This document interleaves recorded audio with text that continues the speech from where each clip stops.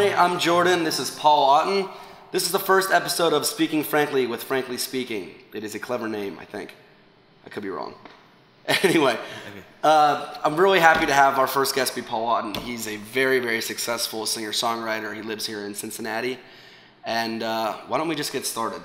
How did you get the name Paul Otten? All right, let's do this again. What was your first instrument, and how old were you when you learned how to play it?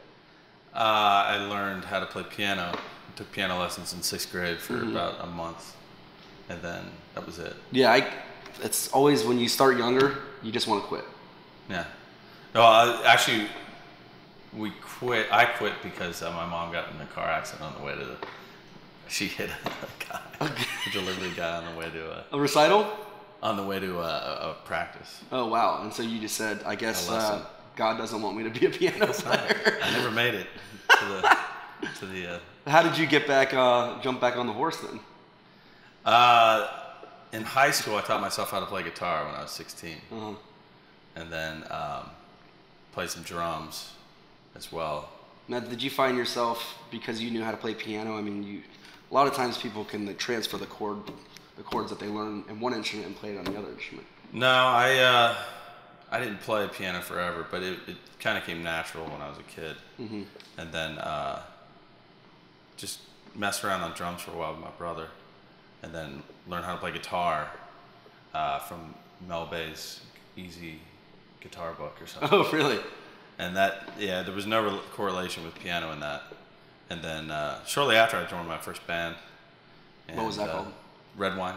Red Wine? And yeah, it's just a mutual friend that I worked with. And did you play, what did you play, guitar? I played rhythm guitar and just did a little backup singing because I had never sung before that. And then a couple years into it, I decided to try my hand at keyboard. And did that as well. Still play guitar.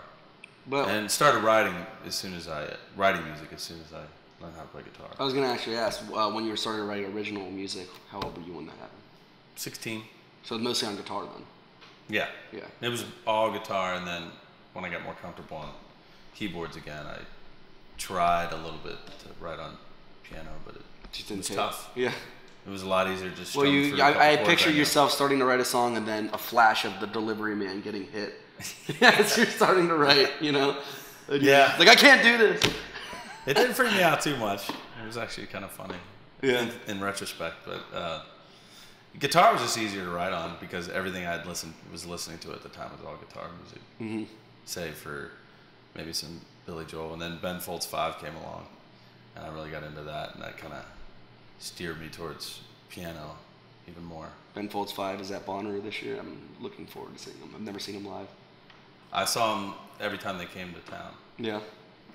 95, I think, was at Top Cats. It was the first time I saw them. Top Cats. What was that? Awesome. In Clifton. It's still there. Oh, is it really? Yeah. It's right down. No offense, Top Cats. I'm sure you're an amazing establishment. It's a pretty good concert. It's a good show. Well, let's fast forward.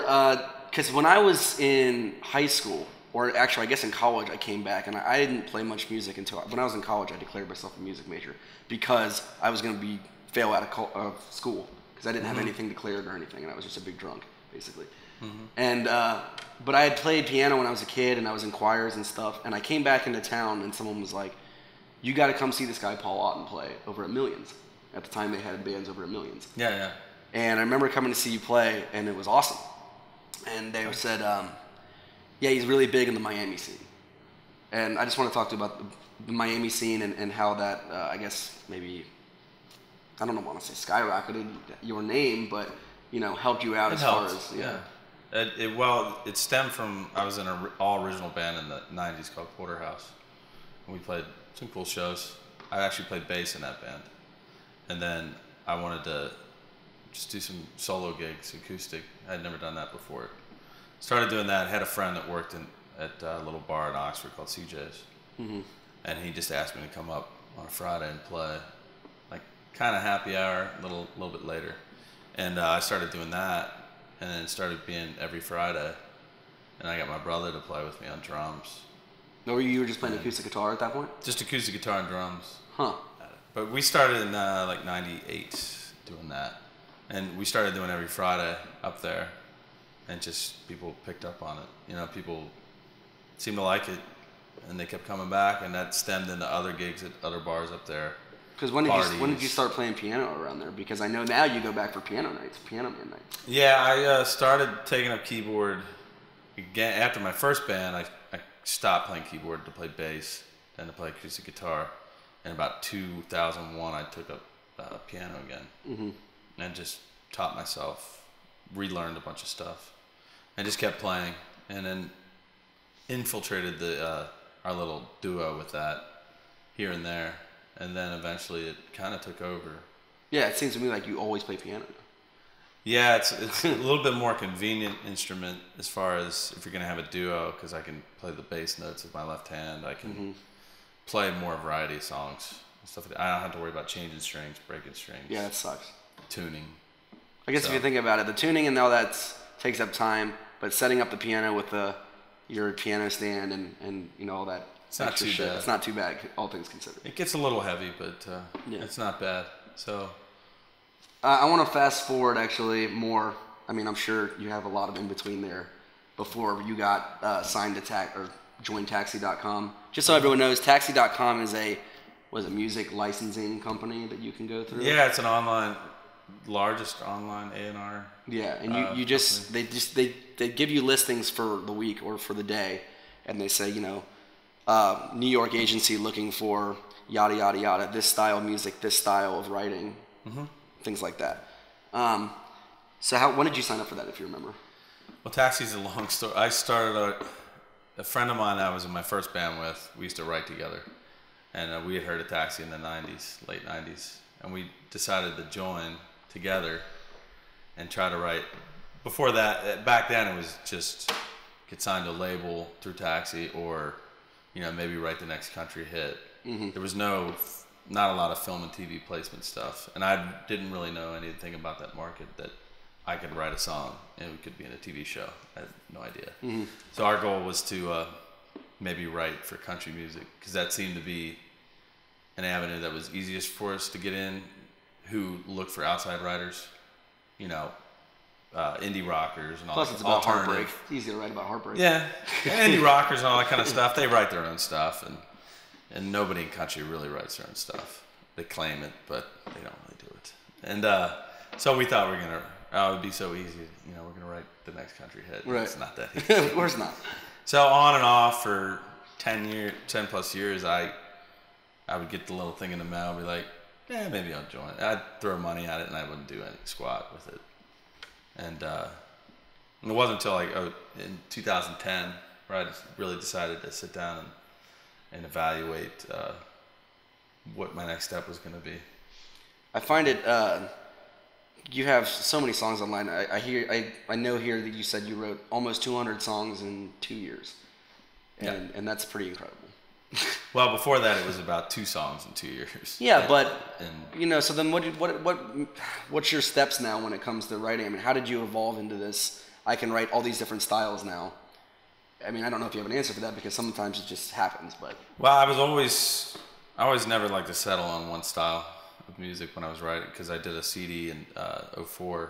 It's kind of all over the map. There's a little bit of country-ish. It was kind of like a Rolling Stones album or something, or a Beatles album. Like the White Album was all over the map. Yeah, I was a big Beatles fan and Stones fan, so I kind of went with that formula, just kind of writing whatever struck my fancy. I didn't want to stick with one style, so if something was like kind of country-ish, I'd do that. It's tough when people say, I did the same thing, and people were like, well, you need to pick a style. And I'm like, well, why? Right. I can do all these different styles. Right. I mean, I guess if you're selling yourself as an artist, that's important in some way, I guess. Yeah, I don't know. I think the thing about it is they need to know if you're going to get signed, who are they going to put you on tour with, and how are they going to market you? Because you can't please everybody, and you can't promote to everybody. You have to find your niche crowd that's going to buy up your stuff. Right. And so I always had it in me to be able to write kind of in different styles. And I listened to different kinds of music all the time growing up.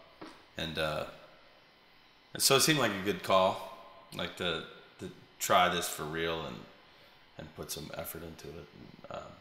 And how many times did you get, because what happens in Taxi is, because I'm a member too, you submit a song to a listing, and then they either forward it to the publisher, and then it's their choice of whether they do something with it or not, or they get it returned right back to you. Sometimes there's a critique and it tells you what you did wrong or why it didn't pick you. How many of those did you submit? I mean, did you get forwarded right away, or were you getting a lot of denies in the beginning? Oh, I got a lot of denies. I think one of the first songs I submitted was like in '08, and it was just whatever I had already recorded, which is not a good call with listings. You want to kind of custom write it for them, because a lot of times the lyrics aren't going to be right.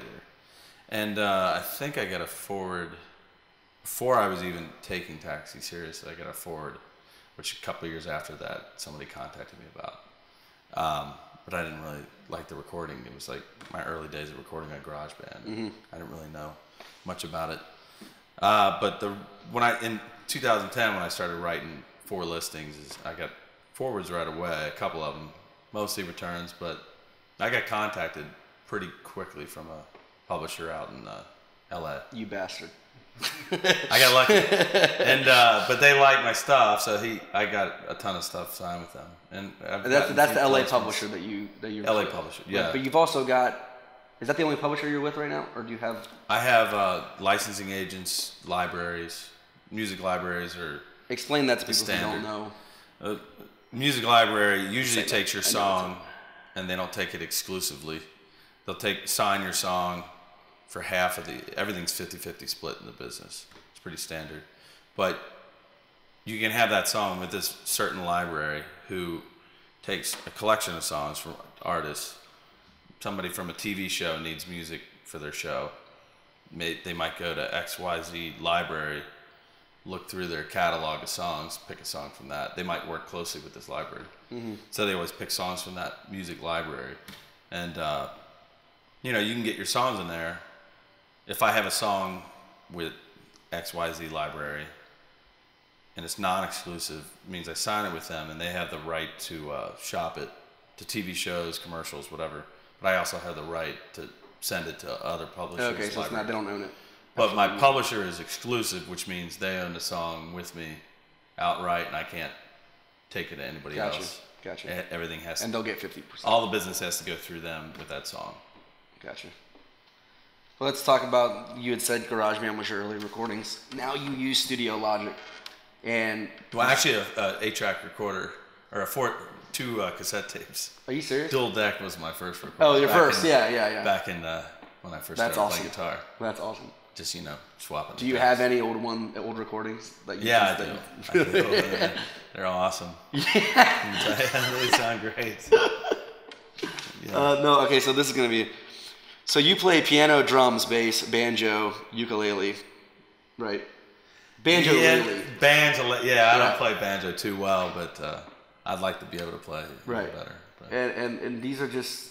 I mean, for me, I played piano first, and it was such a big thing for me to learn guitar. That was like my biggest. It's still in my mind. I'm like, that's the biggest thing I've ever learned how to do. That was tough. It's tough. Tough. And to go from there, I guess bass kind of comes easily once you kind of know the guitar. Yeah, I mean, yeah. But I had to sing lead and play bass, which was a challenge. But I liked the challenge. But drums, I can't do. I just can't get it. That was one of the first things after piano. That was one of the first things I was playing was drums with my brother, and it was just we needed somebody, like only one person to play drums at a time. We had one drum set, so. But see, you were in the age of you didn't have YouTube to learn.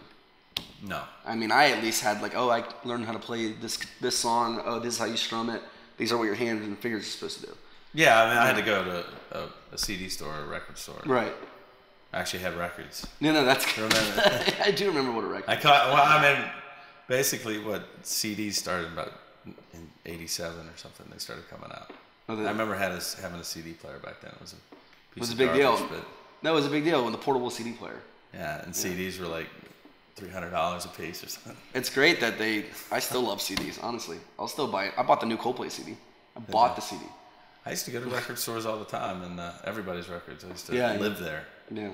And now, I just don't. I guess I'm just lazy, like everybody. It's just so easy to get stuff online. Why go anywhere? It is. And that was like a kid in the candy store when I first got iTunes. Yeah. I mean, you could find anything besides Led Zeppelin and yourself. People who didn't not sign it. And the Beatles you couldn't get. But I had every Beatles CD you could think of at the time. So. Well, I want to talk about you record at your house. You use Studio Logic, and you record at your house. Yeah. You record all these instruments. Is there a process to going about that? I mean, how long did it take you really to understand that whole process of I still don't understand it completely. You're always learning. Yeah, I mean, Logic or GarageBand was, that's pretty user-friendly. Mm-hmm. You get that out of the box, and I'll admit that I use that still. I only learn all this. I learn all this stuff by doing it. Yeah. I don't really read any of the manuals, just because, especially Logic. Those manuals are huge. It's like the Bible. Yeah. And same with Pro Tools. Yeah, and so when I got Logic, I still dabbled with it. I actually recorded basic tracks to GarageBand and bounced them into Logic. Just about every time I start writing, I feel like giving up.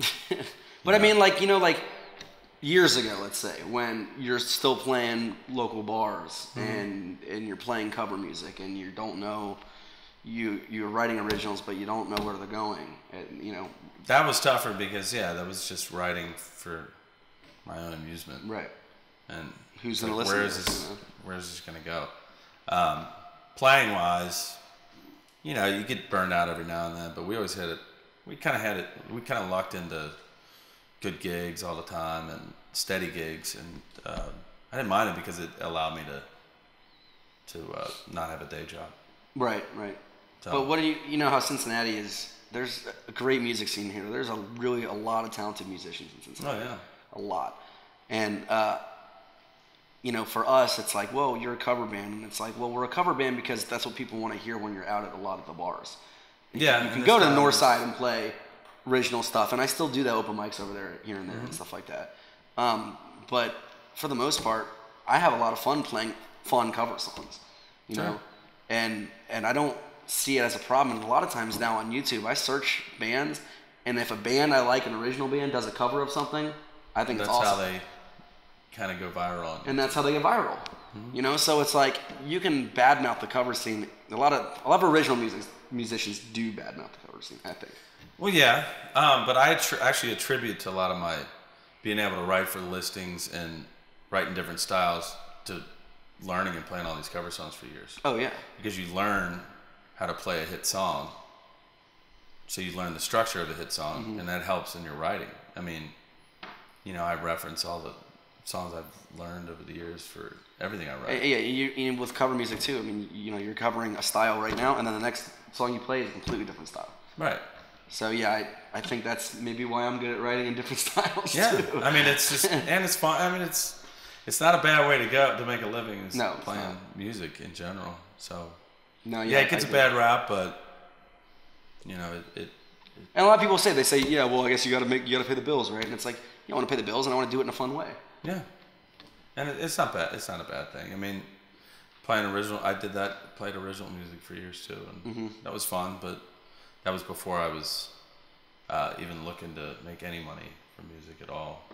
And it doesn't pay unless you're established in some way and touring and working your arse off every day. You can cuss on my show. Okay, you can cuss. I guess. Okay, so you've had songs in Access Hollywood, Taco Time. Yeah. At what state was that in? Was that That's nationwide? In Pacific Northwest, Seattle mainly. Okay, and also you've been in a couple indie movies. I feel like. Or was it there was a student film. He had me write a couple songs for. Were you on Gilmore Girls too? No. Or something? I was in Happy Endings. Happy ABC Endings. Show. That's a good show. Mm-hmm. And I used to be fat on MTV. I had a song in there. Two songs in there. You were saying you used to be fat. I used to be fat too. No, but I had a couple songs on a couple MTV shows. I had like a feature song in that, and then I've had like background instrumental stuff. So that's cool. You had a feature one that actually played. That's awesome. And I've had a lot of good placements in like internet videos and stuff like that actually pay really well. And so this is paying the bills. I mean, this is legit paying the bills. Yeah, it started to. I mean, it's a 5-year plan, and everybody that has been with Taxi or not even with Taxi, just doing songwriting for film and TV will tell you that it's because royalty checks don't come in for a while. Like stuff doesn't even get reported to your say ASCAP or something for a long time. I still have stuff that was played that hasn't shown up on ASCAP. So wow, so it's like getting like a tax return. You're like, I can't wait. It takes a while. Get this. Yeah. It just takes a while to build up, but there's a plan to it, and it's starting to come together. So I can't even remember now. So tell us about Custom Ear Candy. It's custom songs you write for people. Custom songs I write for people, say weddings or birthdays, anniversaries. I've written a few, gotten hired to write a few, and a couple of people's first dance songs, stuff like that. Basically, I just ask them what kind of style of music they like, maybe give me a backstory. Is there a website that you can go to for that? You do it through the paulottenband.com. paulottenband.com. Okay. That's an awesome idea, because me and Jason, my drummer, were trying to think about getting into some jingles, but we don't have any collateral to say, like, oh, we got songs placed in this and this and this, so you can. I started it before I had anything placed. But did anybody go for it? Yeah. Really? I just started kind of email threads with it. Oh, that's sending out email blasts about it, and with the weddings that we do, I just sent them out to the potential brides or something, brides and grooms that we were going to play weddings for. And you still play out too, obviously. Yes. So that's good. Play out every week. Every week. Where are you playing next? I will be playing a wedding this weekend, and then at Belterra Casino. That's awesome. Yeah. Well, Paul, I want to thank you very much. I hope everyone enjoyed this interview. This is episode 1 of Speaking Frankly with Frankly Speaking. And we got a couple songs that Paul's going to play for you. And let me get my guitar out of my pocket. And he's going to go get his guitar out of his car. Out of my pocket. Out of his pocket. Thank you very much, man. Thanks. I hope you had a good time. Yeah. He's like, yeah.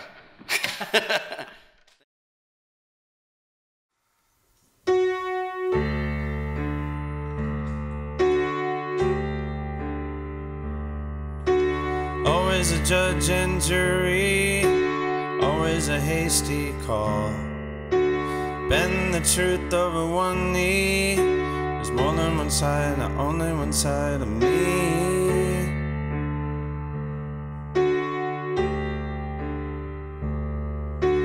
Always expecting roses, but coming up dandelions. I would suspect that you know this. There's more than one side, and only one side of me. There's more than one side, not only one side of me.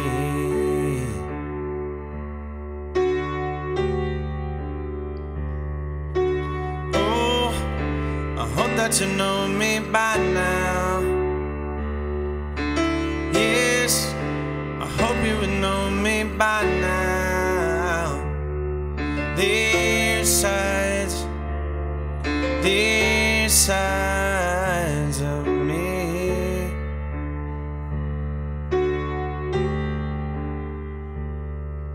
I know that I keep you guessing, I keep you for to be tied. I'm not everything you were dreaming. These are the sides of me.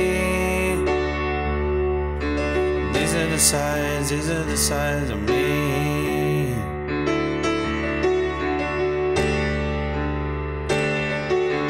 Oh, I hope that you know me by now. Yes, I hope you would know me by now. These sides of me.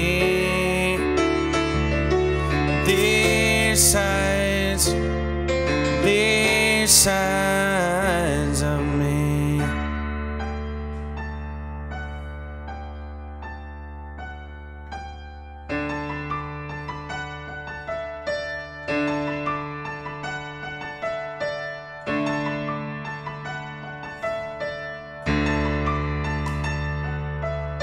Oh, I hope that you know me by now.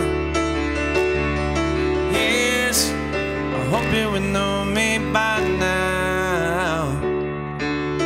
Oh, I hope that you know me by now. Yes, I hope you would know me by now. These sides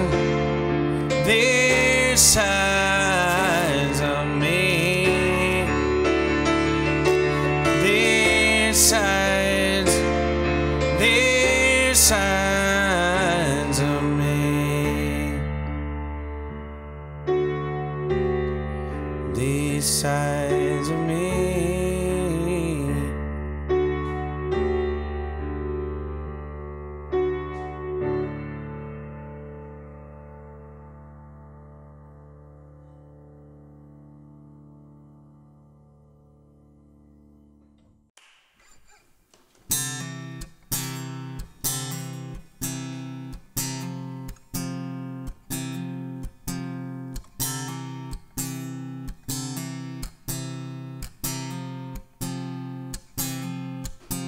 Someday it's gonna be a good storm. Someday it's gonna be a big flood. And these shadows go down, down, down. These shadows go down, down, down, down the drain.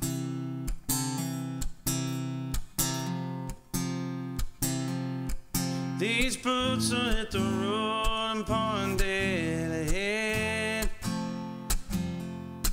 These boots will hit the road and point dead ahead. I lighten up the load that's been hitching on my back. Let the past fade to black.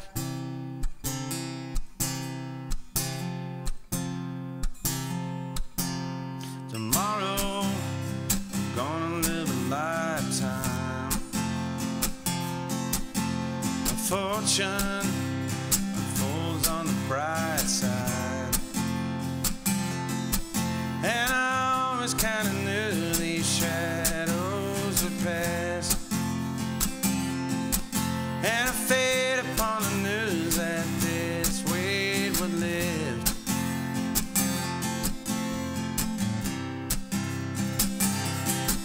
These boots will hit the road and point dead ahead. These boots will hit the road and point dead ahead. I lighten up the load that's been hitching on my back. Let the past fade to black.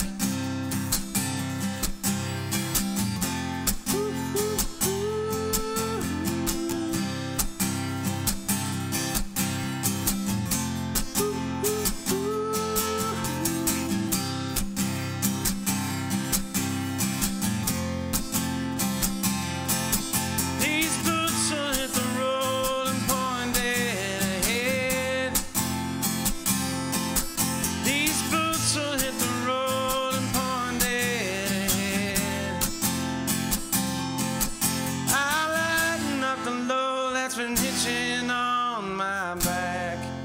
Let the past fade to black. And point dead ahead. Ooh,